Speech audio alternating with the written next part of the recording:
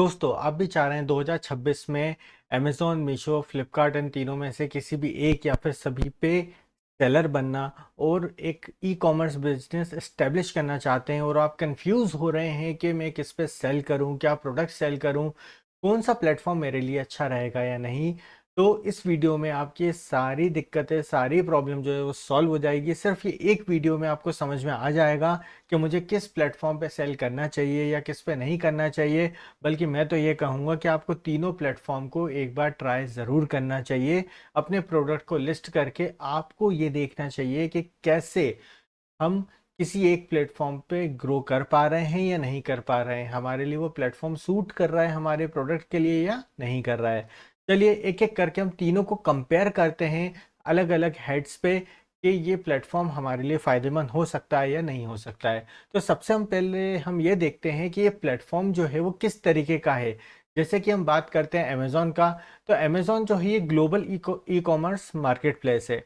इसका मतलब ये हुआ कि अमेज़न जो है वो इंडिया के अंदर भी काम कर रहा है और हम अपने प्रोडक्ट जो है इंडिया के बाहर भी सेल कर सकते हैं। वहीं मीशो की बात करें तो ये सोशल कॉमर्स प्लेटफॉर्म है जो कि अब ई मार्केट प्लेस बन गया है। पहले ये सोशली जो है बिजनेस को फैलाता था, अब ये खुद ही सामान जो है वो बेचना चालू कर दिया इसने। वहीं फ्लिपकार्ट की बात करें तो ये सिर्फ इंडियन मार्केट प्लेस बना हुआ है, इंडिया में इसका ज़्यादा फोकस है। अब हम बात करते हैं कि यहाँ पे ऑडियंस कैसे मिलेगी। अमेज़न की बात करें तो यहाँ पे प्रीमियम से लेके मिड रेंज बायर्स मिलेंगे। लो कैटेगरी के लोग जो है अमेज़न से खरीदी नहीं करते, या फिर ऐसे प्रोडक्ट जो कि बहुत चीप प्राइस में रहते हैं, कम प्राइस में रहते हैं, जिनकी क्वालिटी लो होती है, वो अमेज़न पे लिस्ट नहीं होती है और ना वहाँ से बिकती है। तो आपके प्रोडक्ट अगर कम रेंज के आते हैं तो आप अमेज़न पे सेल ना करें। वहीं मीशो की बात करें तो ये थोड़े क्या है, ऐसे लोगों को पकड़ा हुआ है जिनकी बाइंग कैपेसिटी कम है, जो सस्ते प्रोडक्ट चाहते हैं, या फिर ऐसे लोग जो कि छोटे छोटे गांव शहर से आते हैं, वो लोग मीशो से जो है वो परचेसिंग करते हैं। फ्लिपकार्ट की बात करें तो यहाँ पे मीडियम से लेके हाई प्राइस ब्रांड तक के प्रोडक्ट जो हैं वो सेल होते हैं, जैसे कि टीवी, फ्रिज वगैरह, ये भी आपको फ्लिपकार्ट पे मिल जाएंगे, इतने हाई रेंज के भी। मीशो पे आपको ऐसा कुछ देखने को नहीं मिलेगा। तो ध्यान रहे आपका प्रोडक्ट किस तरीके का है। अगर वो प्रीमियम क्वालिटी का है, थोड़ी रेंज उसकी ज़्यादा है, तो आप उसको अमेज़ोन और फ्लिपकार्ट पे ही सेल करें, मीशो पे सेल ना करें। क्योंकि अगर मान लीजिए वहाँ पे रिटर्न्स आपको आते हैं तो आपको बहुत ज़्यादा नुकसान हो जाएगा। नेक्स्ट हम बात करते हैं कमीशन की। तो अमेज़न का जो कमीशन है वो 0 से लेके 30% का तक का रहता है। मीशो पे ज़ीरो कमीशन है, ये कोई आपसे कमीशन नहीं लेता है। फ्लिपकार्ट की बात करें तो ये भी 0 से लेके 25% तक का कमीशन आपसे लेता है। यानी पर ऑर्डर ये आपसे कुछ चार्ज करता है एज अ प्रॉफिट ही अपने आप के लिए। मीशो के साथ ऐसा नहीं है, क्योंकि वो अपना प्रॉफिट जो है वो डिलीवरी के अंदर जोड़ता है, जो डिलीवरी चार्जेस वो आपसे लेता है वो उसके अंदर अपना मार्जिन जोड़ता है। अदर फीस की बात करें तो अमेज़न जो है वो क्लोजिंग फीस के नाम से आपसे 5 से 40 रुपए पर ऑर्डर ले लेगा। आपका एक ऑर्डर आया, उसमें 5 से 40 रुपए आपसे वो क्लोजिंग फीस के नाम से ले लेगा। फ्लिपकार्ट की बात करें तो वहाँ पे भी 5 से 40 रुपए आपसे वो ले लेगा। ठीक है। वहीं हम मीशो की बात करें तो फिर से वो कुछ नहीं लेता है। नेक्स्ट हम बात करते हैं शिपिंग की, डिलीवरी चार्जेस की। अब अमेज़न जो है वो 30 से 120 रुपए ऑन एन एवरेज जो है वो शिपिंग चार्जेस ले लेता है। ठीक है। मीशो की बात करें तो इसमें क्या रहता है कि थोड़े लो कॉस्ट मार्जिन वाली चीज़ें रहती हैं, तो इसमें शिपिंग वन साइड की 30 से लेके 100 तक की रहती है। वहीं फ्लिपकार्ट की बात करें तो वहाँ भी 30 से लेके 100 तक की रहती है। यहाँ पे बल्कि आइटम की बात करें तो अमेज़न और फ्लिपकार्ट पे बल्कि आइटम जो हैं वो शिप हो जाते हैं, उसके चार्जेस भी थोड़े ज़्यादा रहते हैं। मीशो पे एज सच कोई बल्कि आइटम आपको नहीं मिलता है। नेक्स्ट हम बात करते हैं रिटर्न शिपिंग फीस के बारे में। तो यहाँ पे अगर हम किसी कस्टमर को प्रोडक्ट भेजते हैं, उसको पसंद नहीं आता है, उसको रिटर्न करना रहता है, तो जो रिटर्न करने पे जो हमारे चार्जेस हमारे अकाउंट से काटता है अमेज़न वाला, वो 130 रुपये के आसपास काटता है। मीशो वाला 160 रुपये काटता है। क्यों? क्योंकि उसके सारे चार्जेस जो है वो शिपिंग के अंदर ही इंक्लूडेड रहते हैं। फ्लिपकार्ट की बात करें तो ये भी लगभग 130 रुपये के आसपास जो है आपसे चार्ज ले लेगा, अगर कस्टमर ने आपको रिटर्न दिया तो। नेक्स्ट हम बात करते हैं रिटर्न पॉलिसी की। तो अमेज़न पे दोनों चीज़ें हैं, रिटर्नेबल कैटेगरी भी है और नॉन रिटर्नेबल कैटेगरी भी है।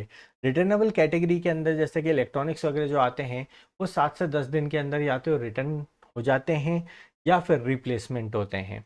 उसी तरीके से फ्लिपकार्ट के अंदर भी 7 से 10 दिन के अंदर रिटर्न या रिप्लेसमेंट आ जाता है। वहीं यहाँ पे हम बात करें ग्रोसरीज की, खाने पीने के आइटम हो गए जैसे कॉस्मेटिक हो गए, तो वो यहाँ पे नॉन रिटर्नेबल कैटेगरी के अंदर आता है। मीशो के अंदर अलग ही कहानी है, मीशो के अंदर हर चीज़ जो है वो रिटर्न हो सकती है। ठीक है, नेक्स्ट हम बात करते हैं पेमेंट सेटलमेंट की। तो अमेज़ॉन जो है वो 7 से 14 दिन के अंदर आपका जो पेमेंट जो है वो सेटलमेंट कर देता है डिलीवरी के बाद। मीशो 7 दिन के बाद कर देता है, और फ्लिपकार्ट जो है 7 से 15 दिन के बाद आपका पेमेंट सेटलमेंट कर देता है। यानी आपने आज ऑर्डर पैक करके डिस्पैच किया, उसको डिलीवरी होने में 6 से 7 दिन लगे, फिर उसके बाद जो है वो 7 से 14 दिन के अंदर आपका पेमेंट वो रिलीज़ कर देता है। अब यूएसपी की बात करते हैं, मोस्ट इंपॉर्टेंट चीज़, हम तीनों में से कौन सा प्लेटफॉर्म जो है वो चूज़ करें, हम किस प्लेटफॉर्म की तरफ जाएं।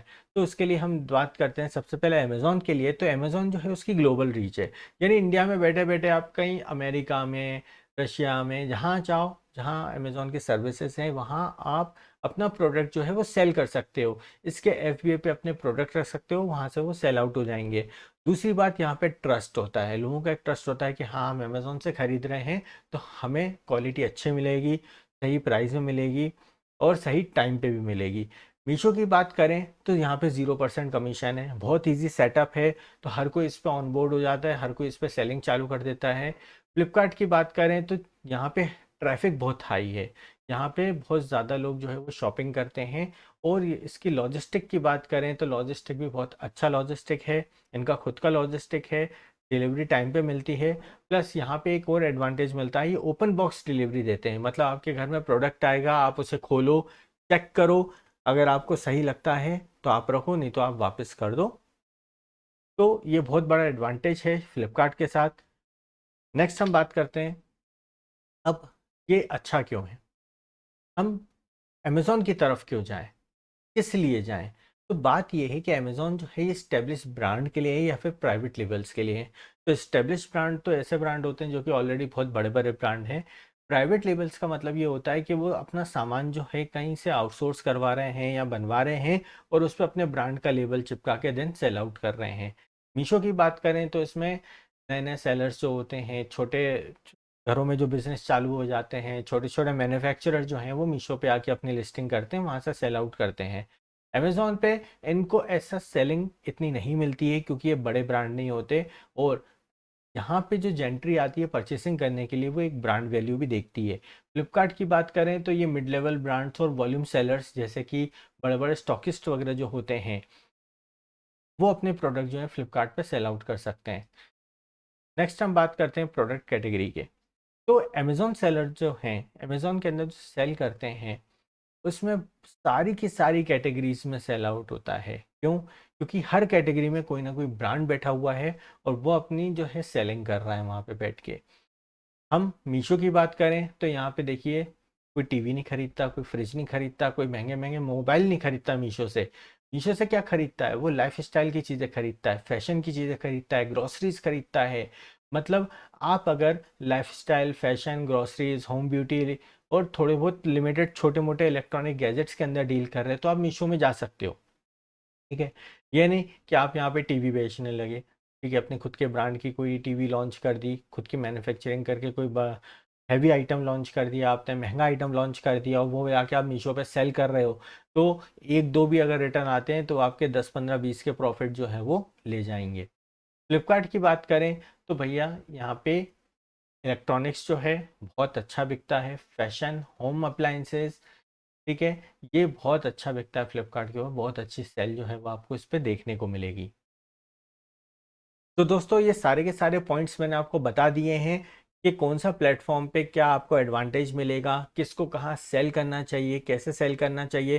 फिर भी आपको कोई डाउट हो, आपको अपना अमेज़ॉन, मीशो, फ्लिपकार्ट का अकाउंट बनवाना हो, सेटअप करवाना हो, या कोई किसी प्रकार की आपको मदद चाहिए हो, तो नीचे दिए हुए नंबर पर आप मुझे कॉल कर सकते हैं, मुझे रीच आउट करें, मैं आपकी मदद ज़रूर करूँगा। मिलते हैं अगली वीडियो में। Thank you very much.